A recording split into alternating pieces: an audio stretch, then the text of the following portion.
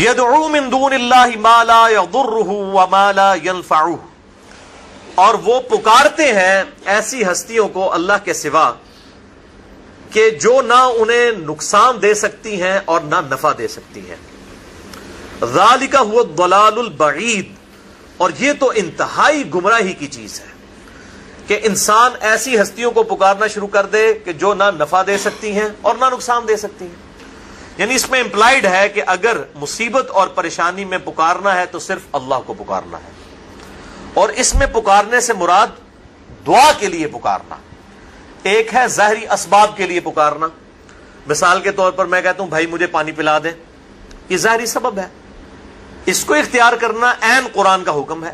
قرآن حکیم میں ہی سورۃ المائدہ میں آیا وَتَعَاوَنُوا عَلَى الْبِرِّ وَالتَّقْوَى وَلَا تَعَاوَنُوا عَلَى الْإِثْمِ وَالْعُدْوَانِ، نیکی اور پرہیزگاری کے کاموں میں ایک دوسرے کی مدد کرو اور برائی کے کاموں میں الگ رہو. تو یہ قرآن نے ہمیں حکم دیا ہے کہ ظاہری اسباب اختیار کرنے ہیں.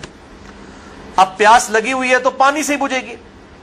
اگر کوئی شخص صرف دعا کرتا رہتا ہے اللہ میری پیاس بجھا دے اور وہ پانی نہیں پیتا تو اسے یہ کہا جائے گا وہ قرآن و سنت کی تعلیمات کے خلاف چل رہا ہے. یہ میں اس لیے بات کر رہا ہوں کہ مفتی اکمل صاحب جو اس وقت یوٹیوب کے اوپر چند مشہور مبلغین میں سے ہیں، وہ استعانت اور غیر اللہ کو پکارنے کے ایشو کے اوپر انہی چیزوں کی پلی لیتے ہیں اور لوگوں کو غلط طرف مائل کرواتے ہیں. وہ کہتے ہیں دیکھیں جی یہ لوگ کہتے ہیں اللہ کے علاوہ کسی کی مدد نہ مانگی جائے، تو جب آپ بھوکے ہوتے ہیں تو اللہ سے کھانا مانگتے ہیں، جا کے امی سے روٹی مانگتے ہیں. یہ مفتی اکمل قادری صاحب ٹی وی پہ بیٹھ کے اس قسم کی باتیں کر کے لوگوں کو گمراہ کرنے کی کوشش کر رہے ہوتے ہیں. اپنے زوم میں وہ صحیح عقیدہ بتا رہے ہوتے ہیں کہ جی روٹی آپ امی سے مانگیں گے کہ اللہ سے مانگیں گے. اچھا جب آپ بیمار ہو جاتے ہیں تو ڈاکٹر سے جا کر دوائی لیتے ہیں یا اللہ تعالیٰ سے دوائی مانگتے ہیں؟ تو میرے بھائیوں یہ تو اسباب ہیں.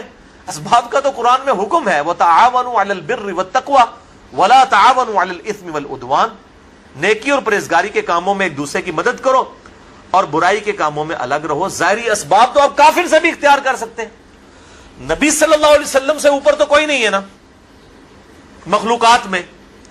چلیں ہمیں تو یہ کہیں گے نا جی کیونکہ ہمارے سے اوپر بھی اور ہستیاں ہیں، ہم اللہ تعالیٰ تک ڈائریکٹ نہیں پہنچ سکتے. نبی تو ڈائریکٹ اللہ تک پہنچتا ہے نا. تو صحیح بخاری اٹھا کے دیکھیں آپ صلی اللہ علیہ وسلم کی وفات اس حال میں ہوئی کہ آپ کی زرہ گندم کے عوض گروی رکھی ہوئی تھی ایک یہودی کے پاس. یعنی آپ نے اپنی زرہ گروی رکھ کر یہودی سے گندم لی ہوئی تھی ادھار کے طور پر. یہ صحیح بخاری میں حدیث موجود ہے. تو آپ صلی اللہ علیہ وسلم نے تو یہودی سے بھی مدد مانگی ہے. تو یہ تو ظاہری اسباب ہے. لیکن انہوں نے یہ نہیں کہا المدد یا یہودی میری مدد فرمائیے، یہ تو نہیں آپ صلی اللہ علیہ وسلم نے کہا. آپ نے کبھی یہ بھی نہیں کہا کہ اے جبرائیل المدد میری مدد فرمائیے، آپ تو فرشتوں کے سردار ہیں، کبھی نہیں کہا. تو کس طرح پبلک کو دھوکہ دیتے ہیں. ظاہری اسباب تو ہمارے محبوب صلی اللہ علیہ وسلم نے خود اختیار کیے ہیں. یہ معاملہ اور ہے غائب میں مدد کے لیے پکارنا خالصتاً شرک ہے اللہ کے علاوہ کسی اور کو، اور وہ ہے دعا.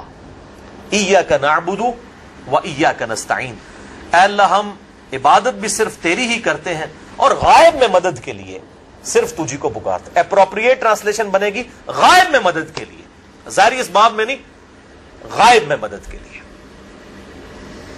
اور قرآن حکیم نے اس ایشو کے اوپر بڑی کلیئر کٹ تعلیمات ارشاد فرمائی ہیں. عبادت کے اندر فی نفسی ہی اس طرح کا شرک اس امت میں نہیں آیا جس طرح کے اگلی امتوں میں تھا، لیکن پکارنے میں وَإِيَّاكَ نَسْتَعِينُ جو عبادت کی اعلیٰ ترین شکل ہے یعنی دعا، اس میں آیا ہے. اس لیے قرآن حکیم نے سب سے زیادہ پکارنے پر زور دیا ہے. یہاں پر بھی آپ دیکھیں سورۃ الحج کی آیت نمبر 12 میں آیا یدعو من دون اللہ، یہ پکارتے ہیں اللہ کے علاوہ ما لا یضرہ وما لا ینفعہ، ان ہستیوں کو جو کہ نہ تو نفع دے سکتی ہیں اور نہ نقصان دے سکتی ہیں. ذالک هو الضلال البعید، یہ تو انتہائی دور کی گمراہی ہے. یعنی پستی کے اندر انسان گر جائے نا تو اس قسم کی حرکتیں کرتا ہے. کوئی عقل مند آدمی یہ حرکت نہیں کر سکتا کہ وہ اللہ کے علاوہ کسی اور ہستی کو دعا کے لیے پکارے. تو یہ گمراہی اپنے عروج پہ ہونا تو انسان اس قسم کی حرکتیں کرتا ہے. اور آپ دیکھ لیں یہ علماء کس طریقے سے لوگوں کو گمراہ کر رہے ہوتے ہیں.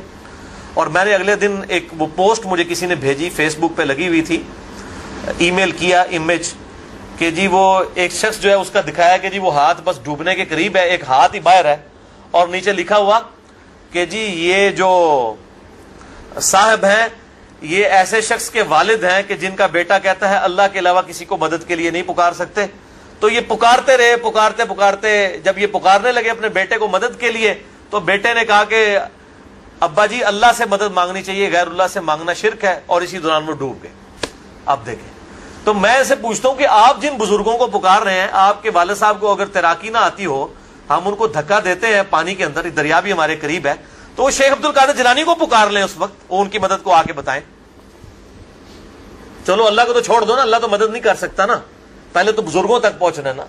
تو وہاں جو دریا کے کنارے کتنے مزار ہیں, ان مزار والے بزرگوں کو پکارے نا کہ بچائیں. اور میرے بھائیوں, یہ ظاہری اسباب کا معاملہ ڈفرنٹ ہے. یہ تو ہمیں اللہ نے حکم دیا ہے کہ ظاہری اسباب اختیار کرنے ہیں, وہ تو ہمارے پیغمبر نے بھی اختیار کیے ہیں صلی اللہ علیہ وسلم.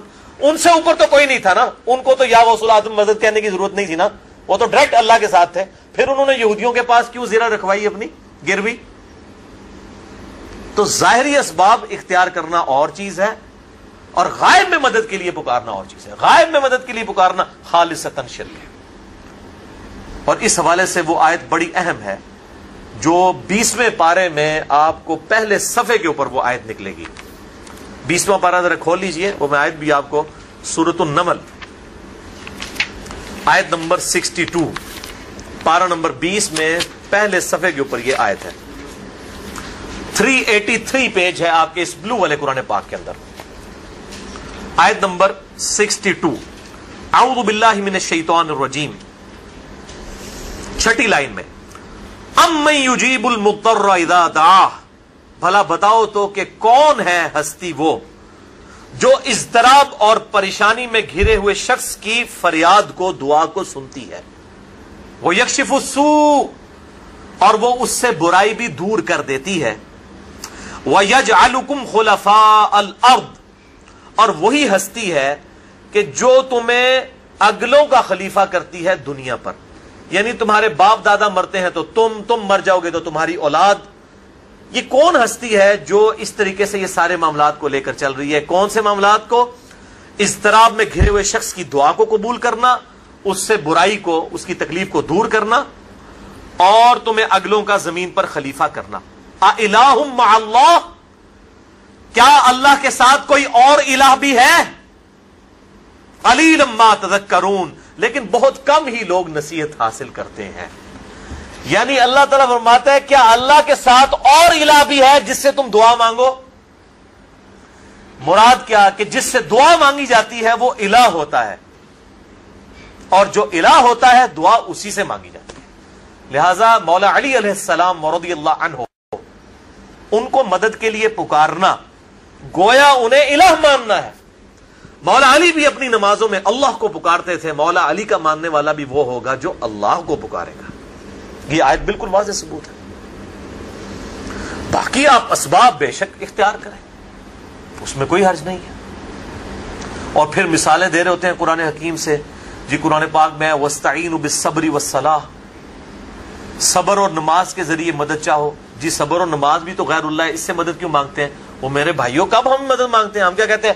المدد یا نماز, المدد یا صبر. کون کہتا ہے یہ؟ جو ہمیں پیش کر رہے ہوتے ہیں وہ بھی نہیں کہتے. یہ تو وَاسْتَعِينُوا بِالصَّبْرِ وَالصَّلَاةِ, ساتھ یہ ہے اِنَّ اللَّهَ مَعَ الصَّابِرِينَ, بے شک اللہ صبر کرنے والوں کے ساتھ ہے.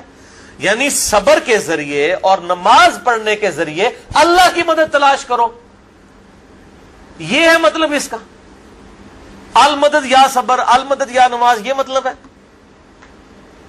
تو اس طریقے سے کس طرح قرآن حکیم کا یہ علماء مذاق اڑا رہے ہوتے ہیں اور اس قسم کے اشکالات پیدا کرتے ہیں. تو اس کانٹیکسٹ میں میں نے بڑی ڈیٹیل سے 1 گھنٹہ اور 38 منٹ کی گفتگو ریکارڈ کروا دی ہے مسئلہ نمبر 3 کے نام سے اہل سنت پاک.com پر, دعا صرف اللہ ہی سے. اور میرا ریسرچ پیپر بھی ہے دعا صرف اللہ ہی سے, ریسرچ پیپر نمبر 3. اس میں نے ان تمام اشکالات کا جواب دیا ہے.